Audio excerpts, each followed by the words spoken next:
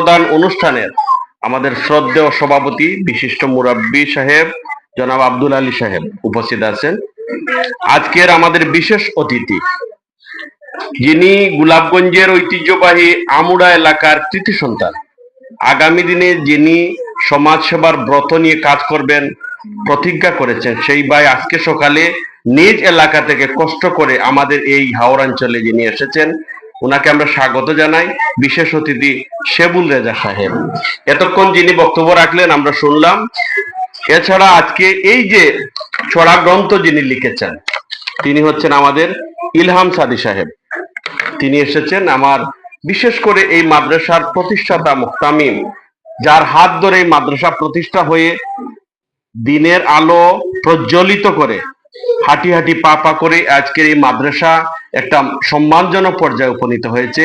এই মাদ্রাসার প্রতিষ্ঠাতা মুহতামিম সাহেব, কারি মৌলানা শফিকুর রহমান সাহেব, ওনার সাথে আমার গোয়েনঘাট বা আমাদের এমপি সাহেবের বাসায় অনেকবার দেখা হয়েছিল। তো কবি বলেছেন, দেখা হয় নাই শুধু দুই পা ফেলিয়া চক্ষু মেলিয়া। এই যে এত সম্ভাবনাময় এলাকা আমরা এলাম, অনেক কিছু দেখতে পাচ্ছি। যাই হোক, আমার অন্যান্য বিশেষ অতিথিবৃন্দ এবং ছোট্ট সোনামণি বন্ধুরা, সবাইকে জানাই আসসালামু আলাইকুম। প্রথম কথা হলো যে এখন বিকাল 3টা বাজে, এখানে মানে দুপুরের খাবারের সময়। পেটে ক্ষুধা থাকলে ক্ষুধার রাজ্যে পৃথিবী গদ্যময়, এত কথা আমার মনে ক্ষুধার বেলায় মনে সহে না। এরপরে আমার রেকর্ডিং এ যে ভাই আছেন উনি আসলে দুঃখজনক, আপনি রাস্তায় পড়েও গেছিলেন, খুব খারাপ লাগছে। সবাইকে আমি আন্তরিক শুভেচ্ছা জানাই। আমি কথা বাড়াবো না, আমাদের মিটিং এর চেয়ে কথা বেশি লম্বা হয়ে গেছে।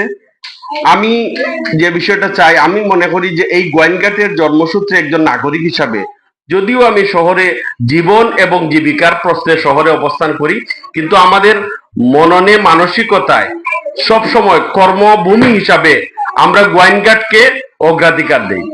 বাংলাদেশের মধ্যে আমি অনেক জায়গায় অনেক ডিস্ট্রিক্টে গিয়েছি, সবাইকে একটু নীরব থাকার জন্য অনুরোধ জানাচ্ছি।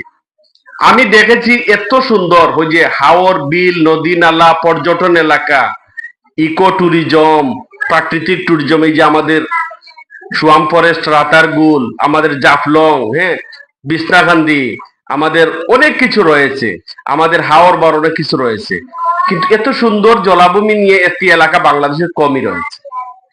একটা প্রাকৃতিক সম্পদের ভান্ডার, কিন্তু এটা আজকে কি উপযুক্ত কারিগর লিডারের অভাবে এটা আজকে মানে রক্তশূন্য নারীর মতো পড়ে রয়েছে। এটাকে যদি আমরা কাজে লাগাতে পারি, এইখানেই আমাদের দারিদ্র বিমোচনের সব ব্যবস্থা বিদ্যমান আল্লাহ রাব্বুল আলামিন আমাদেরকে দিয়েছে।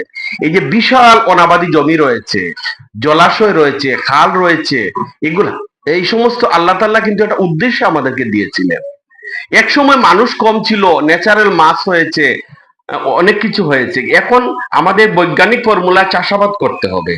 এটাকে অভাব দূর করতে হলে এখানে আমরা খাদ্য উৎপাদন করতে হবে। ধান উৎপাদন, বোরো ধান যেভাবে দরকার, পাশাপাশি আমাদের মাছ উৎপাদনের দরকার। আজকে যদি আমরা বাতে বসি, আমরা কি শুধু মাংস খাইতে পারবো? মাংস তো ডাক্তাররা নিষেধ করে দেন যে আপনি বেশি দিন মাংস খাবেন না, নানান ধরনের অসুখ বিসুখ হয়ে যায়। কিন্তু মাছের বেলায় কোনো বিধি নিষেধ নাই।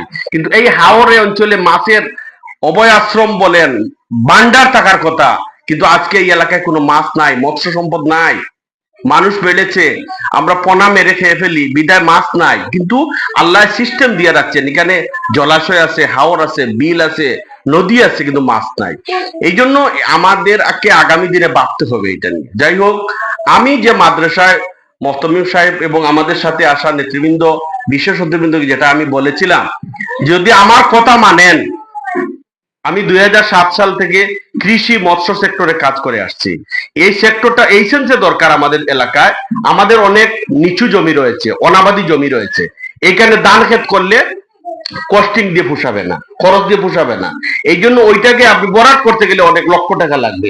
এই জন্য এখানে পুকুর খনন করে উঁচু জায়গা বরাট করতে হবে, খালি ওই নদী থেকে ড্রেজার দিয়ে মাটি আনলে হবে না। এই জন্য আমি মনে করি আমাদের সংসদ ভবনের মতো একটা লেক হয়ে যাবে যদি আমরা এখানে একটা জলাশয় করি এবং আমরা 5 বছর মেয়াদি আমরা কিছু ইনভেস্ট করলাম এবং ইনকামের ব্যবস্থা হলো। এবং আপনার মাদ্রাসা হুজুর আমাকে বলেছেন যে আপনার মাসে লাগে 50,000 টাকা। আসেন আপনার কথায়, আপনার 50, তাইলে 12 মাসে হলো আপনার 6 লক্ষ টাকা লাগে। এই 6 লক্ষ টাকা আমি মনে করি এই যে জমি আছে এখানে যদি ইন্টিগ্রেটেড সিস্টেমে ভাই আসেন, ইন্টিগ্রেটেড সিস্টেম অর্থাৎ সমন্বিত